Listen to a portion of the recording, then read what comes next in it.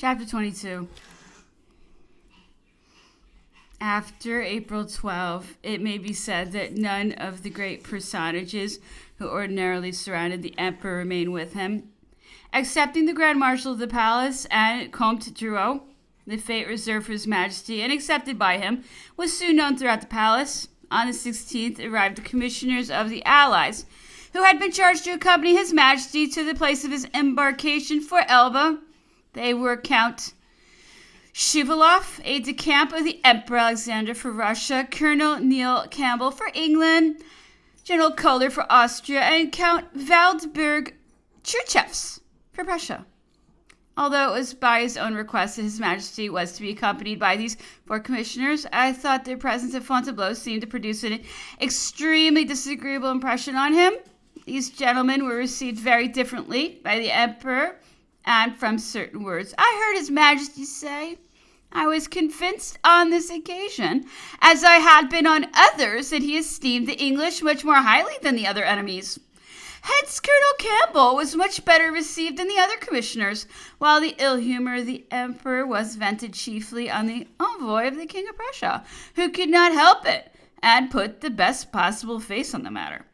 With the exception of the very slight apparent change induced at Fontainebleau by the presence of these gentlemen, no remarkable incident, at least to my knowledge, occurred to disturb the sad and uniform life of the Emperor in the palace.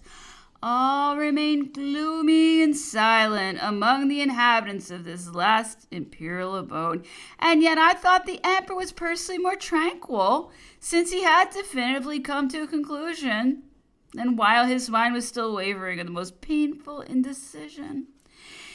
He sometimes spoke in my presence of the Empress and his son, but not so often as I should have expected. One thing, however, which profoundly impressed me was that not a word ever issued from his lips which could recall the fatal resolution he had taken in the night of April 11th, 12th, and which, as has been seen, did not have such disastrous results as might have been expected. What a night! What a night! While I live, it will be impossible for me to think of it without a shudder. After the arrival of the commissioners of the Allied powers, the Emperor seemed gradually to acclimatize himself, as one might say, to their presence, and the chief occupation of the entire household was to make ready for departure. One day, while I was dressing His Majesty, he said to me with a smile, well, my son, get your cart ready. We will go and plant our cabbages. Alas, when I heard these familiar words, I was very far from supposing that by an unexampled concatenation of circumstances I was to be forced to submit to an inexplicable fatality which willed that, in spite of my ardent desire, I should not accompany the Emperor to the land of exile. The day before that fixed for the departure, the Grand Marshal of the Palace sent for me. After giving me some orders relative to the journey, he said the Emperor wished to know how much money I had received from him. I gave the account at once to the Grand Marshal, who found that the same amounted to some 300,000 francs, including the gold contained in a cash box which had been remitted to me by Baron Fane. Seeing that he was not to make the voyage, the Grand Marshal told me that he would give an account of it to the Emperor. An hour later, he summoned me again and said that His Majesty thought that there should be 100,000 francs more. I replied that I had, in fact, 100,000 francs given me by the Emperor, who had told me to bury them in my garden. In short, I related all the details which have been read in a previous chapter, and begged him to ask if these were the 100,000 francs referred to by His Majesty. Comte Bertrand promised to do so, and then it was that I committed the enormous fault of not addressing myself directly to the Emperor. In my position, nothing could have been easier, and I had often experienced that whenever it was possible, it was always better to go to him in person than to have recourse to any intermediary whatever. It would have been all the better for me to act in that way, since if the Emperor had asked me to return the 100,000 francs he had given me, which, after all, was scarcely supposable, I was more than inclined to restore them without permitting myself the least reproachful thought. Judge of my astonishment when the Grand Marshal brought back word that the Emperor did not remember having given me the sum in question. At the first moment, I turned red with indignation and anger. What? The emperor could have allowed Comte Bertrand to believe that I, his faithful servant, had wished to appropriate to my own use a sum which he had given me with all the circumstances I have detailed. That was the only thought I was capable of. I went out in a state impossible to describe, assuring the Grand Marshal that within an hour at most I would restore to him His Majesty's fatal gift. In passing hastily through the court of the palace, I met Monsieur de Turenne, to whom I related what had just befallen me. That does not surprise me, said he, and we shall see many more such. Devoured by a sort of moral fever, my mind upset, my heart broken, I looked for Denis, the wardrobe waiter of whom I have already spoken. I found him very fortunately, and we ran with all speed to my country place, and God is my witness that the loss of the 100,000 francs had nothing to do with my profound distress. I did not even think of it. As on the first occasion, we went by way of the forest in order not to be observed. We began to dig in the ground for the treasure we had placed there, and in my eagerness to regain this wretched gold and return it to the Grand Marshal, I began further away than I thought. No, I can never describe the despair that seized me when, seeing that we found nothing, I thought that someone must have seen and followed us, and in short that I had been robbed. This was a still more crushing blow than the first. I foresaw the result of it with horror. What would be said? What would be thought of me? Would I be believed on my word? Surely the Grand Marshal, already prejudiced by the inexplicable response of the Emperor, would take me for a man devoid of honor.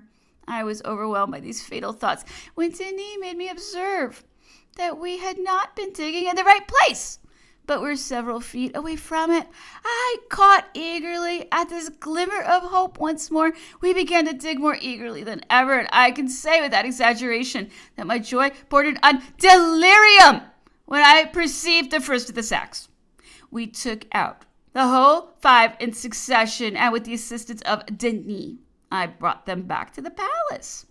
I placed them without delay in the hands of the Grand Marshal, along with the keys of the Emperor's dressing case and the cash box remitted to me by Baron Fane.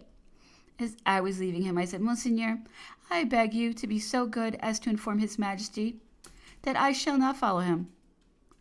I will tell him so. After this cold and laconic reply, I left the palace at once and was soon at the house of Monsieur Clément, Rue Coq-Gris, a bailiff who had long had charge of the repairs of my little house during the long absences necessitated by the journeys and campaigns of the Emperor.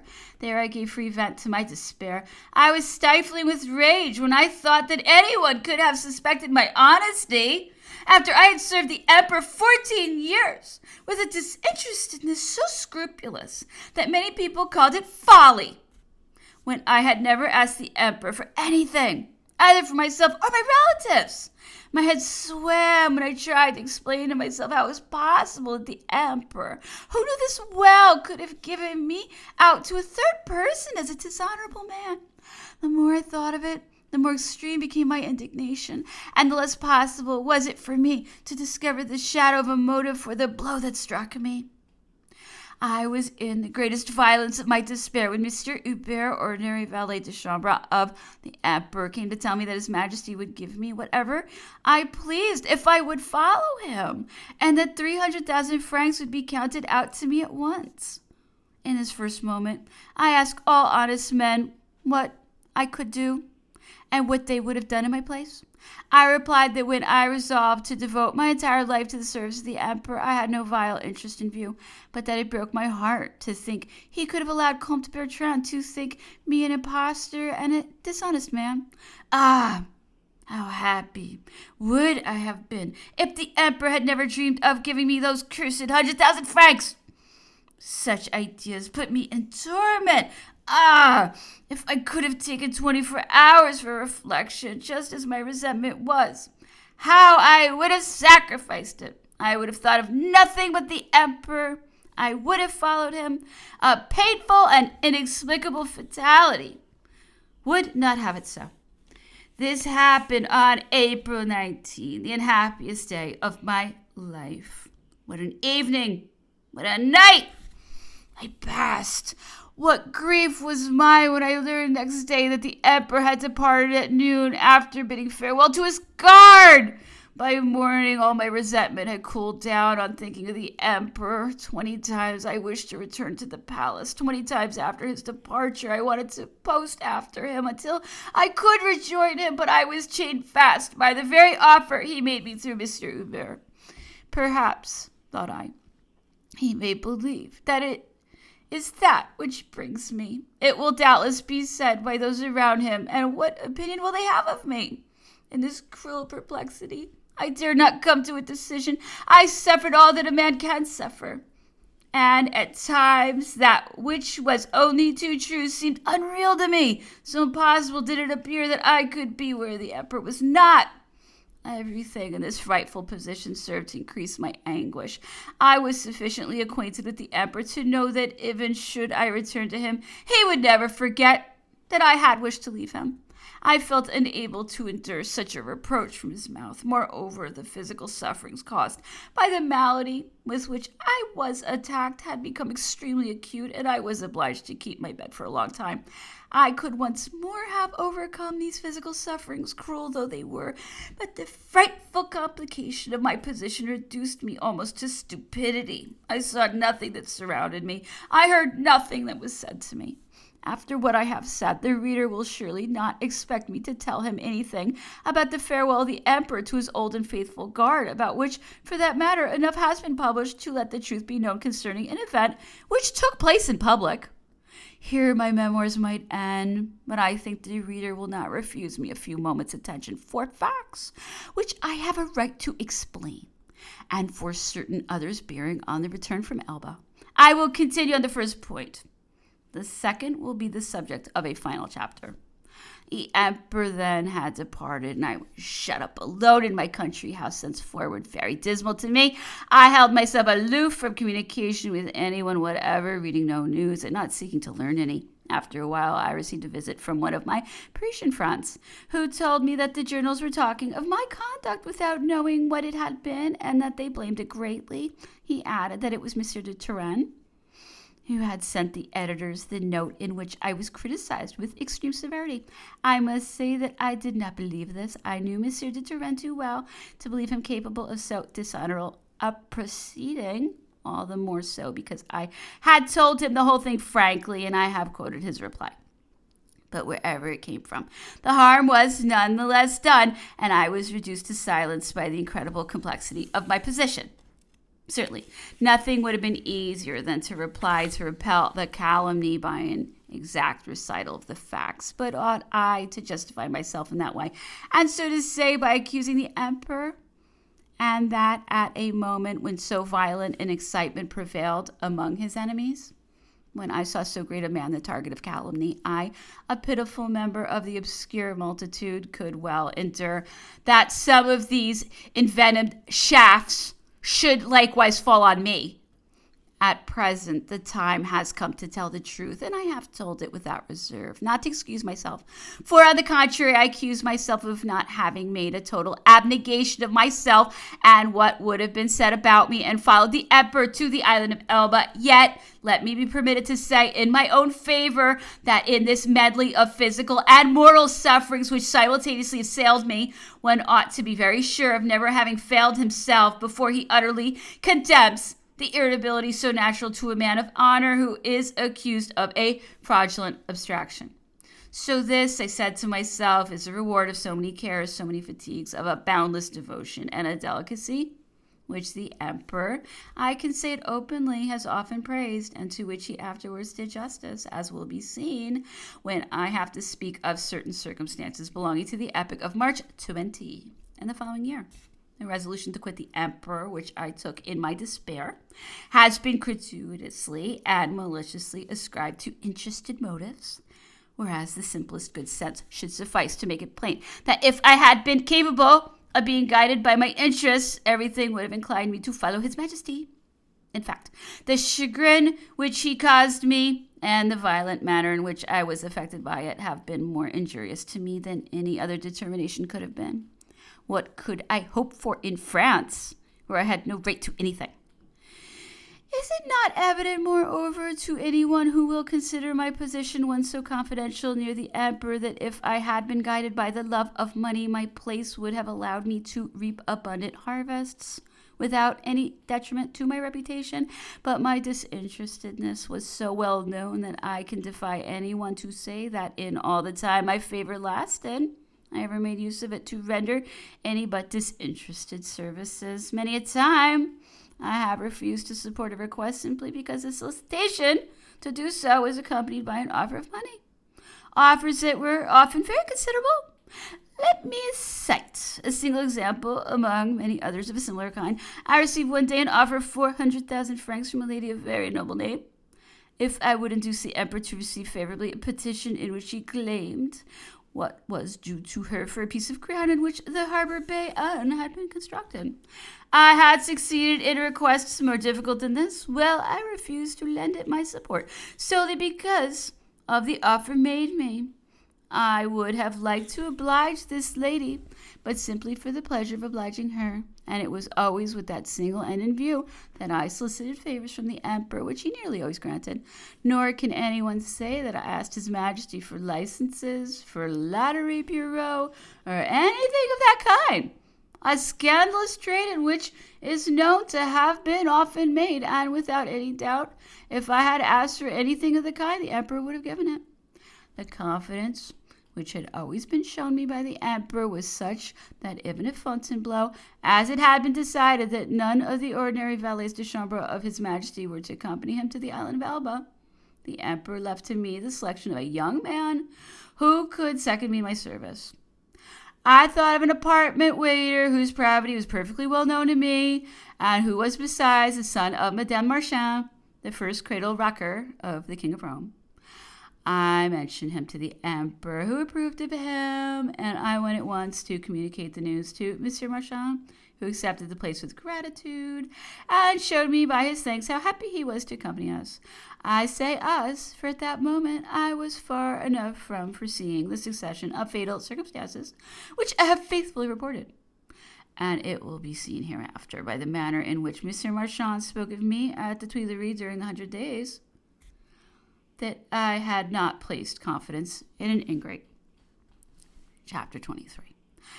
A stranger to all after the departure of the emperor for the island of Elba, penetrated with ineffaceable gratitude for the favors heaped upon me by his majesty during the 14 years I had spent in his service. I thought incessantly of that great man, and took pleasure in recalling to memory even the least souvenirs of my career.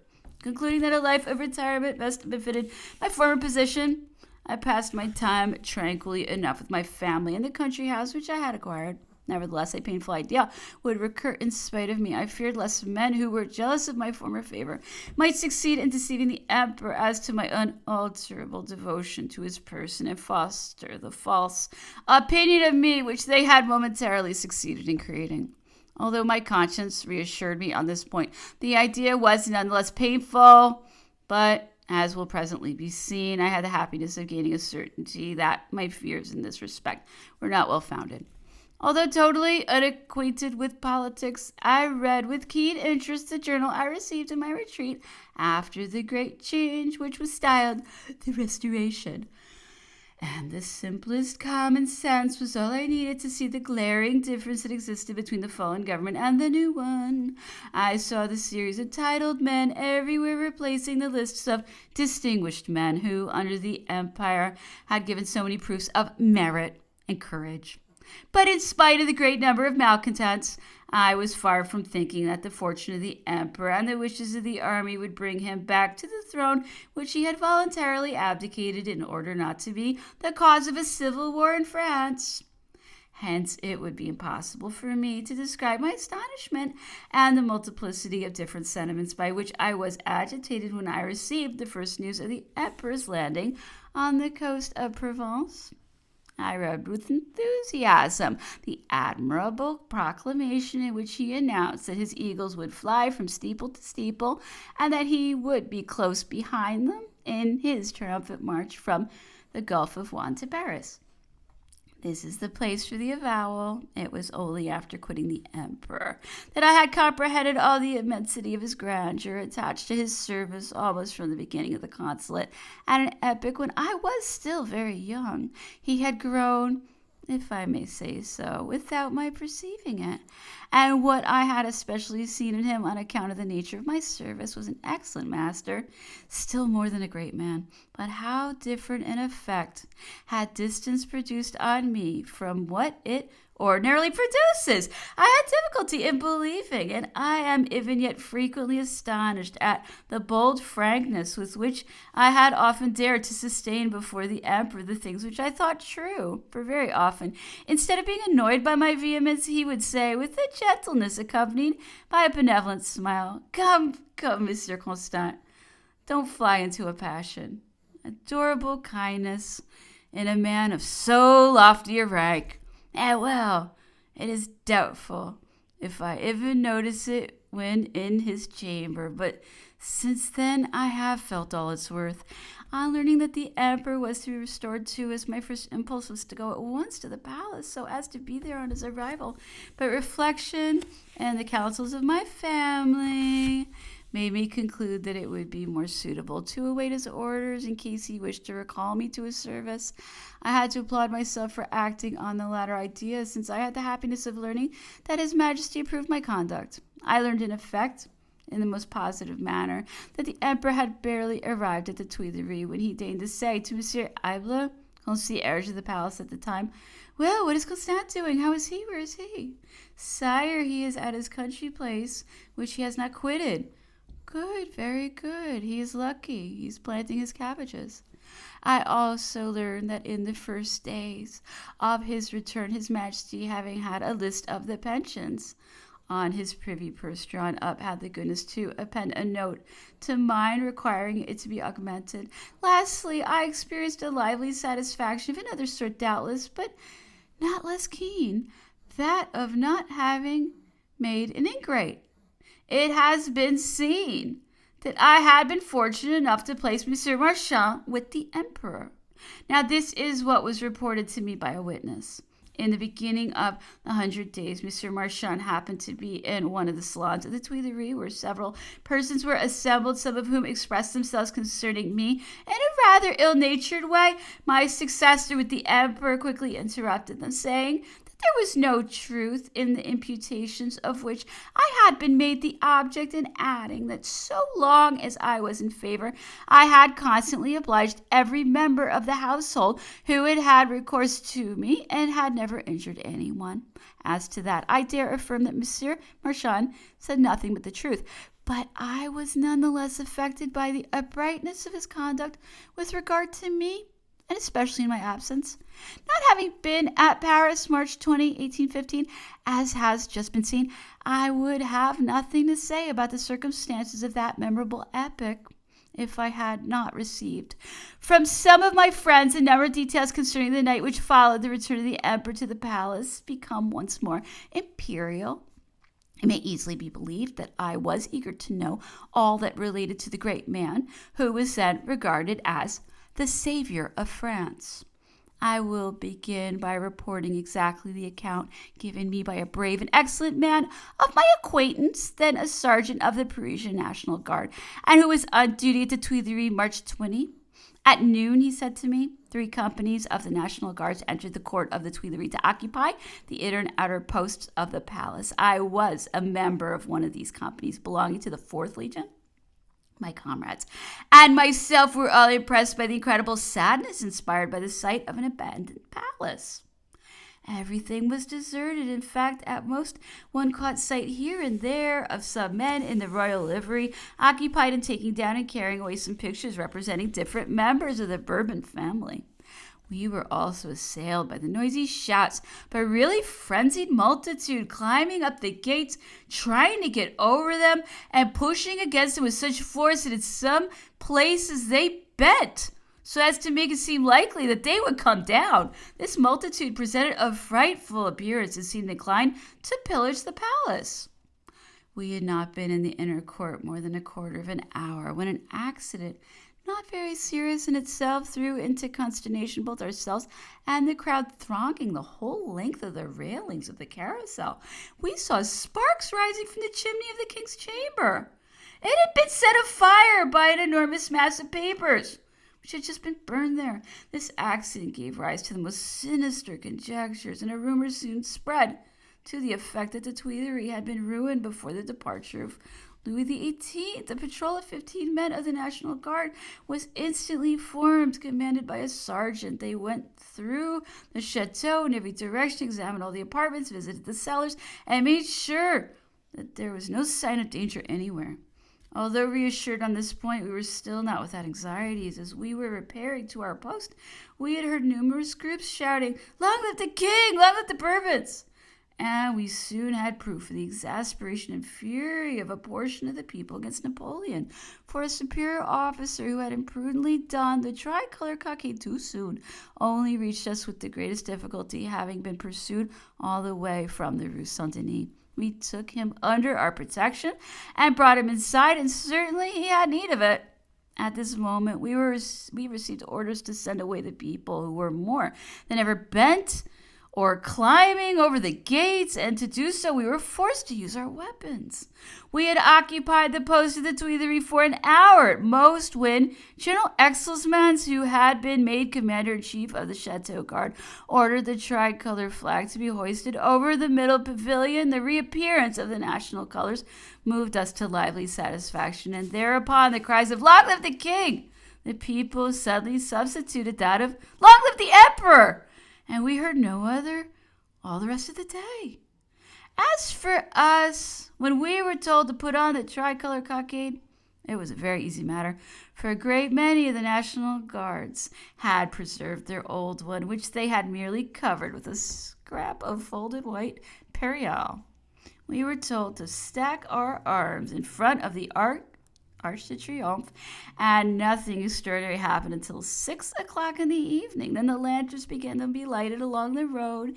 It was supposed the emperor would take. A considerable number of officers on half pay had assembled beside the Pavillon de Flora, and I learned from one of them, Monsieur Saunier, who had been decorated, that it was from this aid that the emperor would return the palace of the Tuileries. I went there in all haste, and as I was hurrying to catch a glimpse of him, I had the good luck to meet a commanding officer who placed me on duty at the very door of Napoleon's apartment, and I owe to this circumstance the fact of having witnessed what I have yet to tell you. I had been waiting for a long time and almost in solitude when, at 9:15, an extraordinary hubbub on the outside announced to me the arrival of the emperor. A few moments later, I saw him appear amidst cries of enthusiasm, borne on the arms of the officers who had accompanied him to the island of Elba. The emperor urgently entreated them to let him walk, but his prayers were in vain. They carried him in this way to the door of his apartment, where they set him down quite close to me. I had not seen the emperor since the day he bade farewell to the National Guard in the grand apartments of the palace, and notwithstanding the fact that I was greatly excited by what was going on, I could not avoid noticing that His Majesty had grown considerably stouter.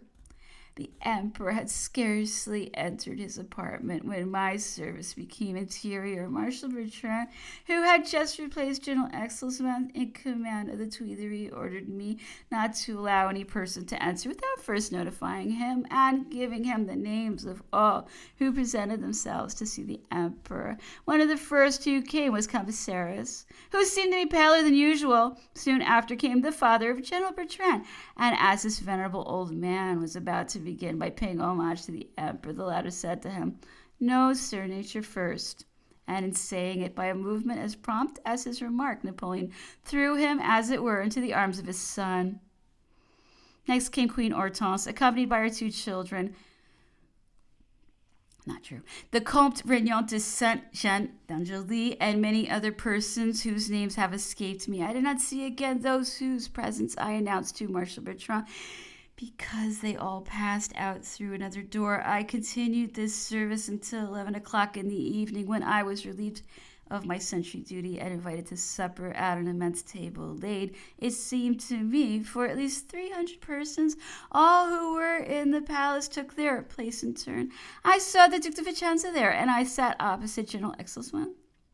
As to the emperor, he supped alone in his chamber with Marshal Bertrand, and their supper was not nearly so splendid as ours, for it was composed merely of roasted chicken and a dish of lentils. And yet I learned from an officer who had not quitted him since he left Fontainebleau that His Majesty had eaten nothing since morning. The emperor was extremely fatigued.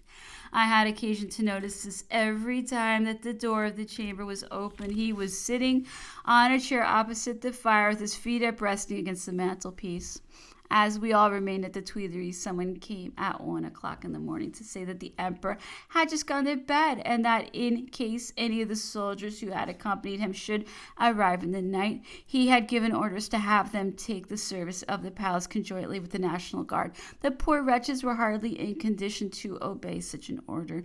At 2 o'clock in the morning, we saw 2 of them arrive in a pitiable state. They were emaciated, and the skin was all worn off their feet. All they could do was to throw themselves down on their sacks, where they fell, one might say, fast asleep, for they did not wake up, even when we made it a duty to dress their feet in the very apartment where they had but just arrived. There was no sort of attention we were not in haste to lavish on them, and I own I have always regretted not having inquired the names of these 2 brave grenadiers who inspired in all of us an interest which I could not describe. Having gone to bed at 1 o'clock, the emperor was up at 5 in the morning, and orders were immediately given to the half-pay officers to hold themselves in readiness for a review. At daybreak, they were drawn up in 3 ranks. At this moment, I was told to watch an officer who had been pointed out as suspicious, and who, it was said, had arrived from Saint-Denis. It was Monsieur de Saint-Chamond. After a quarter of an hour of surveillance, which involved nothing painful, he was simply asked to withdraw. Meanwhile, the emperor had descended from the palace and passed into the ranks of the half-pay officers, speaking to all of them, shaking hands with many, and saying to them, "My friends, I have need of your services. I rely on you as you may rely on me." Magical words in the mouth of Napoleon, which drew tears of emotion from all these heroes whose services had been contemned for more than a year. From morning, the crowd grew rapidly larger at all the approaches to the Tuileries, and a mass of people assembled under the windows of the chateau, and they were asking to see Napoleon. Marshal Bertrand having apprised him of this, the emperor showed himself at a window, where he was saluted by the cries which his presence had so often excited. Afterwards, the emperor himself presented Marshal Bertrand to them, keeping his arm around the marshal's shoulder and pressing him to his heart with demonstrations of the liveliest affection. During this scene, which affected all the spectators and was greeted with loud acclamations, some officers standing behind the emperor and his friend held above their heads flags surmounted by eagles, with which they formed a sort of national arch. At 11 o'clock, the emperor mounted a horse and went to review the different regiments which were arriving from all the quarters, and the heroes of the island of Elba who had reached the Tuileries during the night. We could not weary of contemplating the faces of these good fellows tanned by the sun of Italy, and who had just marched nearly 200 leagues in 20 days. Such are the curious details furnished me by a friend, and I can guarantee the exactness of his story, as if I had myself witnessed all that he saw during the memorable night of March 21st, 1815. Having continued to live in my retreat during the 100 days and long afterwards, I have nothing to say concerning this grand epic of the emperor's history, which is not as well known to everybody as to me. I have shed many tears over his sufferings at the moment of his second abdication, and over the tortures he was subjected to at St. Helena by the miserable Hudson Lowe, whose infamy will traverse the centuries, encrusted in the glory of the emperor. I will content myself with merely adding to what has gone before a certain document which has been confided to me concerning the former Queen of Westphalia, and finally a word about the distinction I thought fit to give to the first cross of the Legion of Honor, which had been worn by the first consul. Princess Catherine de Württemberg, married, as is known, to Prince Jerome. It's very beautiful, but she's also endowed with more solid qualities, which time does not diminish but increases. Too much natural intelligence. She joins great cultivation of mind and character, truly worthy of a sister-in-law of the emperor, and a love of her duties which almost amounts to fanaticism. Events have not permitted her to become a great queen, but they could not prevent her from remaining an accomplished woman. Her sentiments are noble and elevated, but nevertheless she is not haughty to anyone. Hence all who surround her take pleasure in praising the charms of her kindliness in private life, and in saying that she possesses the most fortunate of natural gifts, that of inspiring love in all. Prince Jerome is not lacking in a certain grandeur of manners and that showy generosity and apprenticeship to which he made on the throne of a castle. But in general, people find him very haughty. Although since the great changes occasioned in Europe by the downfall of the emperor, Prince Jerome owes the fine existence he still enjoys in great part to the love of the princess. The latter nonetheless displays a truly exemplary submission to all his wishes. Princess Catherine is chiefly occupied with her children, of whom she has 3, 2 boys and a girl, all of whom are very handsome. The eldest was born in August 1814. Her daughter, Princess Matilda, owes her education to her mother's special care. She is pretty, yet less so than her brothers, all of whom have their mother's features.